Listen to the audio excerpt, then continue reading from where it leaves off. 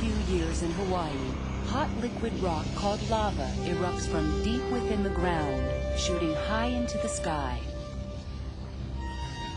Where does lava come from? In Yellowstone Park, boiling water erupts from geysers. Where does the water come from? How did it get so hot? In many places around the world, pumps are used to pump oil out of the ground. Where does the oil come from? Oil, water, lava. These are just a few of the things that come from deep within our Earth.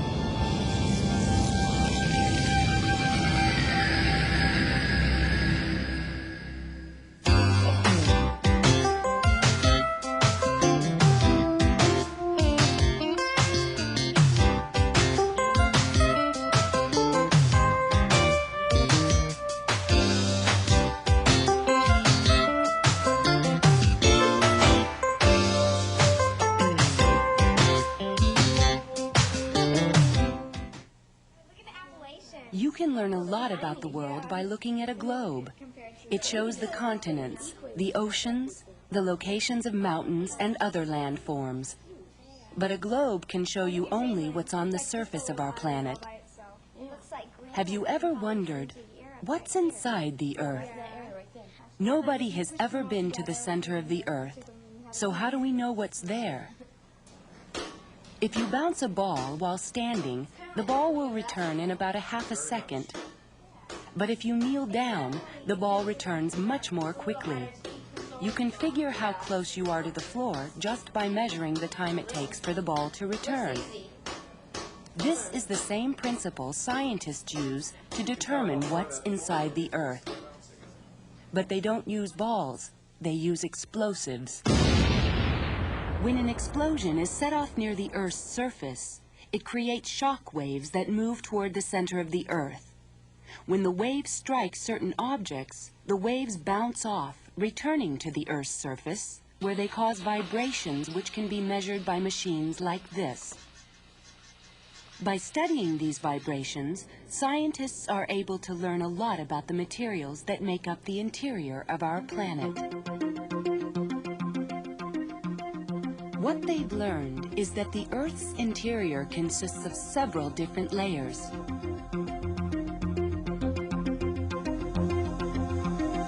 The inner core, which is believed to be solid iron and which is very hot. The outer core, which consists of rocky material so hot and under such great pressure it is in a liquid state. The mantle, which is not quite so hot as the outer core and not so liquid.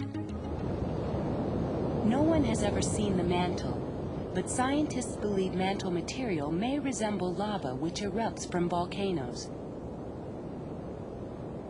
The mantle's outermost portion is solid. This is the solid outer portion of the mantle. Above this is the outermost layer of the Earth, the crust. Together, the crust and solid outer portion of the mantle form the Earth's outer shell. They are referred to as the lithosphere. It's not always easy to see the Earth's crust. It is covered by vegetation and oceans. But if you could drain the oceans and strip away our planet's vegetation, the Earth might look something like this. Now you can see the Earth's hard outer shell.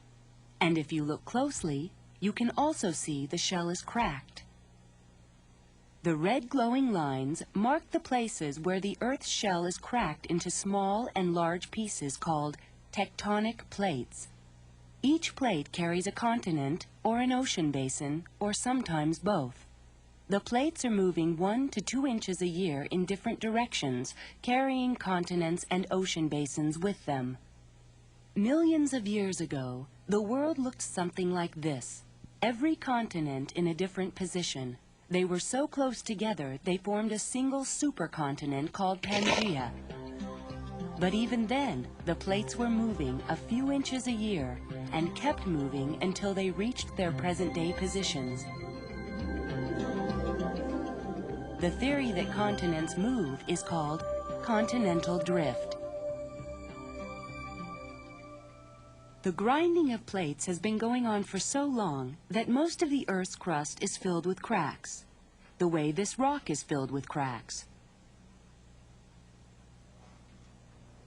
And so it is with the Earth's crust, except the cracks aren't so easy to see because of all the vegetation that covers the land. But in some places, like deserts, where there is little vegetation, sections of crust have been exposed, and here you can see cracks that run through the rock that make up the crust. Many cracks are small, but others, like this surface crack, are hundreds of miles long.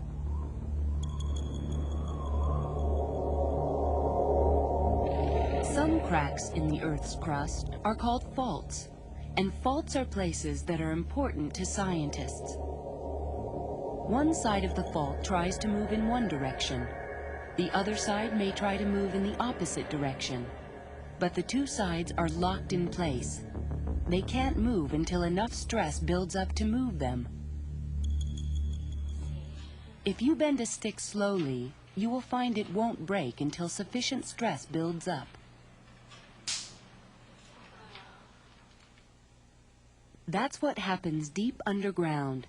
The fault will remain locked until enough stress builds up, and then it will suddenly release, as one side of the fault slides past the other with a tremendous burst of energy. The energy that is released is in the form of seismic waves which radiate or move outward. If you've ever thrown a stone into a pond, you've seen waves move outward in all directions. The waves in this pond are similar to the waves caused by movement along a fault. If the disturbance is big enough, the waves will eventually reach the surface, where they can cause considerable surface movement, which is referred to as an earthquake.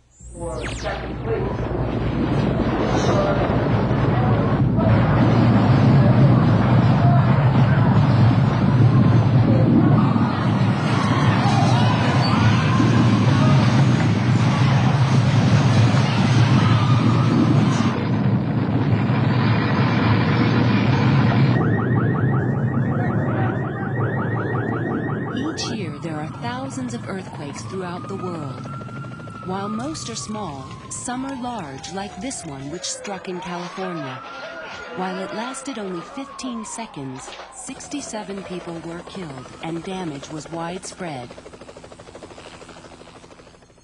Some faults occur near the Earth's surface, and over millions of years and countless earthquakes, one side of the fault may rise above the other side.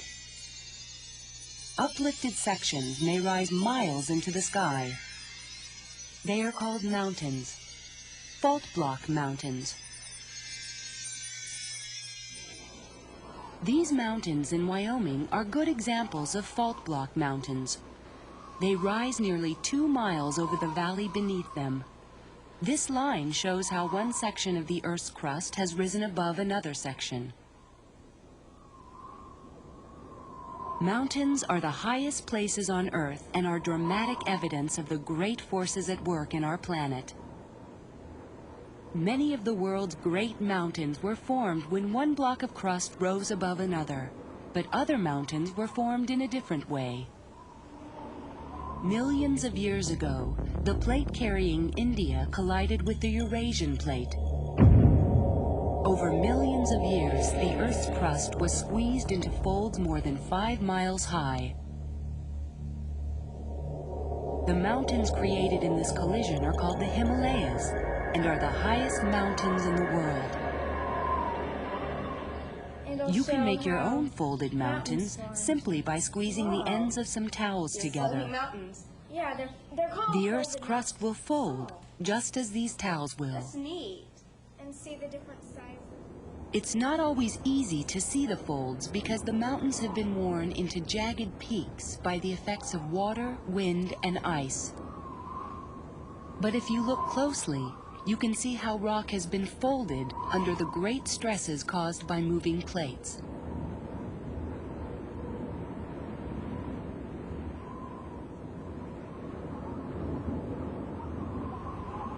This outline gives you an idea of what these mountains may have looked like when they were much younger.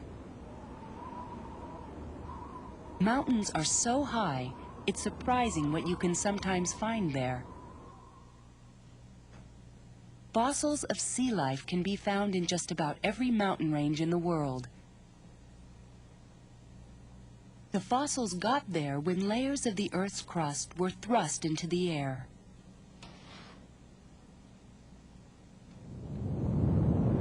We're all familiar with Hawaii's volcanoes and how hot liquid rock called lava erupts from them. Have you ever wondered where the lava comes from?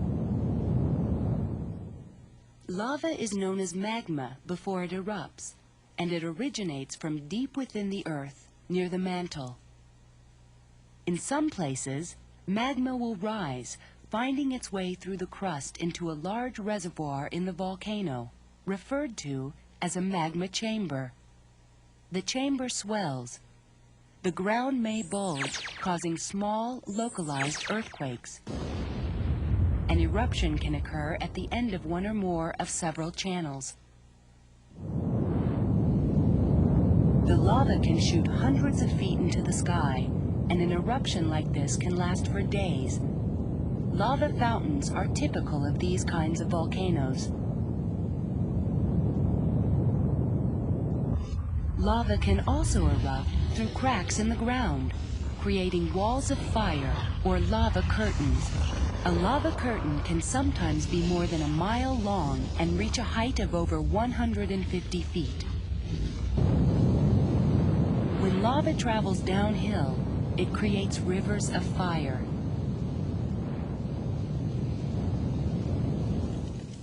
In some places, the lava slows to a stop, hardening into black rock as it cools.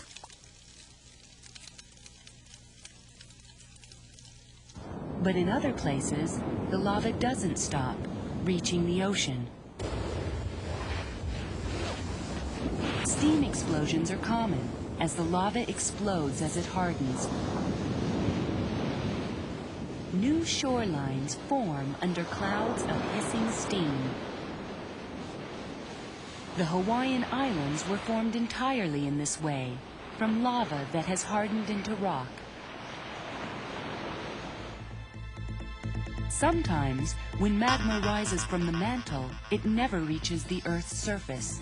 Instead, it can collect in large reservoirs in the crust. These reservoirs are also called magma chambers, and they can reach for miles in all directions. The chambers may exist for thousands of years before they finally cool and harden into rock. The rock will remain underground until it is uplifted by other forces, and water and wind wear away the softer rock above it, and the chamber becomes exposed at the surface.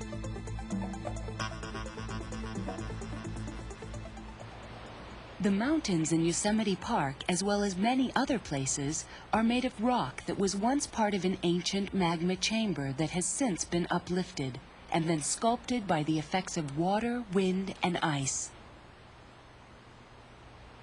Many of the rocks we find on the Earth's surface were once magma that had cooled beneath the ground. Rock formed by the cooling of magma and lava is called igneous rock. Igneous means fiery, and these rocks are varied in appearance. Some igneous rocks, like granite, are very hard. Granite is used for the exterior of many modern buildings. Pumice is a soft igneous rock. You can easily scrape it with your nail. Obsidian is an igneous rock that looks like glass. It can have sharp edges. Another type of rock is called metamorphic rock. Metamorphic rocks originally began as other forms of rock, but have since been changed by heat and pressure found in the earth. Some metamorphic rocks clearly show the effects of reheating. Notice the wavy pattern in this rock. It was formed when the rock was hot and liquid-like. Some metamorphic rocks undergo a change in appearance after they've been reheated. Marble is a metamorphic rock that started out as limestone, a different-looking rock. Yet other metamorphic rocks undergo little change in appearance. Slate is a metamorphic rock that started out as shale, a rock that looks nearly identical to slate. Just as magma finds its way up through cracks in the Earth's crust, water finds its way down. Much of the water that falls on land soaks into the ground or finds its way down through cracks in rock. Rocks can actually absorb water, just as a sponge can absorb water. And this next demonstration will show you how. 300 milliliters of water have been added to a beaker. Next, a sandstone rock is placed in the beaker. After several hours, the rock is removed. The amount of water remaining, less than 250 milliliters. More than 50 milliliters are gone. The missing water is in the rock. In some places, underground chambers exist in the Earth's crust. Sometimes these chambers occur near magma chambers. When water finds its way into the crust, it will fill the chambers. The water becomes heated by the magma and boils. Pressures build, and the expanding steam causes an eruption. This is similar to what happens when a tea kettle boils. But in nature, the results are a bit more dramatic.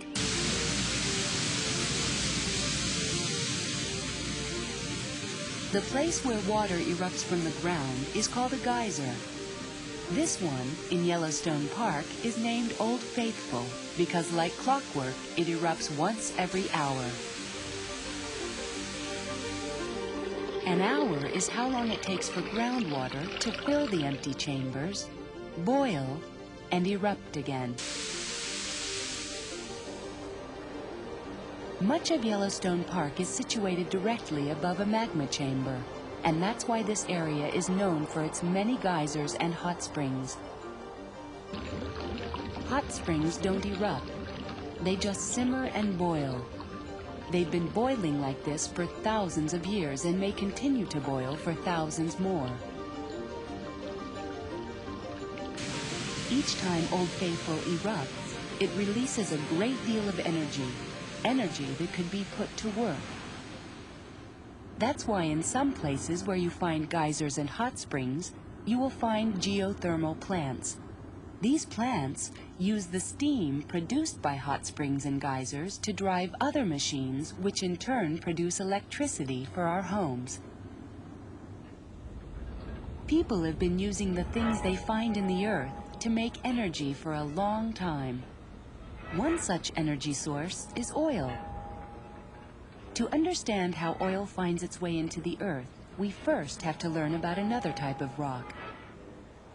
In some places, the Earth's crust is exposed in layers like the layers of a cake, but this cake is millions of years old.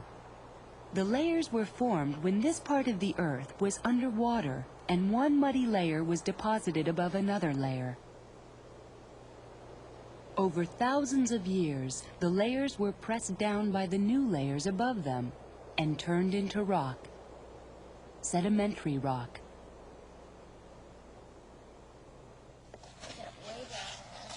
You can make your own sedimentary rock simply by mixing water with some stones, sand, and clay. At the end of the day, you will discover that the water has evaporated and what is left behind are hardened layers of sedimentary material. Right over here. When you look at layers of sedimentary rock, the newest or youngest rock is near the top. The oldest is at the bottom. Old layers of sedimentary rock may also contain the remains of ancient plants and animals that lived in oceans and lakes millions of years ago.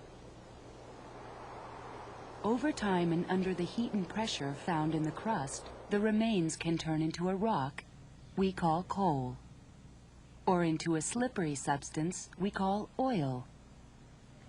Both oil and coal are used as fuels. When they burn, they give off a lot of heat. Oil, as well as another fuel, natural gas, exists underground in the cracks and crevices of the earth and within rock itself. Some rocks are saturated with oil. When people drill for oil, they may have to drill thousands of feet before they can tap into rock that is filled with oil. Then, the oil shoots to the surface. Oil and gas are usually found in sandstone. We've already seen how sandstone absorbs water. Well, it absorbs oil nearly as easily. Sometimes oil can be found in shale, another common sedimentary rock. But shale is very hard and the oil is very difficult to get out. In some places, the Earth's crust has been gouged out so that miners can reach important mineral resources like gold, silver, and copper. This mine in Utah is the largest open-pit mine in the world, the largest hole ever dug. It's 2 miles across and over a half-mile deep. Our cities are built of materials we've taken from the earth. Iron, stone, and glass, which is made from silica, come from the Earth's crust. In this program, we've seen how scientists use shock waves to learn more about the Earth's interior. We've seen how the Earth's interior consists of several different layers, and that the Earth's outer shell is broken into more than a dozen plates which move in a variety of directions, carrying continents and ocean basins with them. We've seen how the Earth's crust is filled with cracks, some of them called faults, and that when a fault slips, it releases energy in the form of seismic waves, causing earthquakes on the Earth's surface. We've seen how one side of a fault can rise up on end and become fault block mountains. Folded mountains are formed when the Earth's crust is squeezed together, creating folds. We've seen that magma can rise up through the Earth's crust, erupting as volcanoes. Or it can remain just beneath the surface in large chambers. Magma and lava that harden turn into a variety of rocks known as igneous rocks. Igneous rock formed underground can reach the surface either by uplifting or when softer rock above it wears away. Many mountains contain igneous rock that has risen to the surface. Metamorphic rocks are rocks that have become changed under the heat and pressure found in the Earth's crust. We've seen how water enters the ground by soaking through soil and rock and by following cracks in the crust. Geysers and hot springs occur in areas where you find groundwater and magma chambers. The steam created by geysers and hot springs can be harnessed to produce electricity. We've seen that a third type of rock is called sedimentary rock, and within some layers you can find coal, oil, and natural gas. Finally, we've seen how the Earth's crust has been mined for valuable minerals and building materials. We've taken so much from the Earth's crust that when you ask the question, what's inside the Earth, you need only look around.